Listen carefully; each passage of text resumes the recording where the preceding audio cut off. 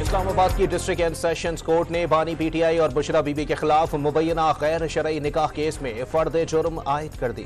راولپنڈی کی مقامی عدالت میں شیخ رشید کی 9 مئی کے مقدمے میں ضمانت خارج، کمرہ عدالت کے باہر سے گرفتار کر کے تھانے منتقل کر دیا گیا۔ شیخ رشید سے کوئی انتخابی اتحاد نہیں، پارٹی رہنما اور کارکنان آپس کے اختلافات کو نہ بڑھائیں، بیرسٹر گوہر کی راولپنڈی میں میڈیا سے گفتگو۔ بلوچستان میں ٹکٹوں کی تقسیم کے معاملے پر پیپلز پارٹی میں شدید اختلافات، ایک رکن نے پارٹی چھوڑ دی، دیگر 8 امیدواروں نے آزاد حیثیت میں الیکشن لڑنے کا اعلان کر دیا۔ عوام نے حکومت دلا دی تو سب سے پہلے مہنگائی کا خاتمہ کریں گے، ملک کی خدمت کے لیے دن رات ایک کر دیں گے، گجومتا جلسے میں مریم نواز کے دعوے۔ عوام کی مدد سے ملک کا نوجوان وزیر اعظم بنوں گا، chairman peoples party Bilawal Bhutto کا دعویٰ۔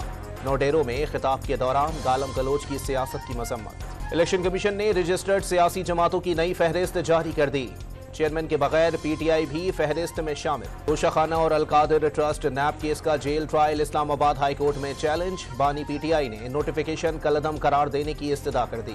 پشاور ہائی کورٹ نے انتخابی نشان کے خلاف پی ٹی آئی رہنما شہریار آفریدی سمیت دیگر امیدواروں کی درخواستیں خارج کر دیں۔ کراچی میں نتائج چیک کرنے والی مشین کی غلطی سے میٹرک اور انٹر میں 1,40,000 بچے ناکام، چیئرمین میٹرک بورڈ کا تمام نتائج کا دوبارہ جائزہ لینے اور نئی ٹیکنالوجی لانے کا اعلان۔ اور پاکستان اسٹاک ایکسچینج میں شدید مندی، 100 انڈیکس 856 پوائنٹ سے کمی سے 63,413 پر بند۔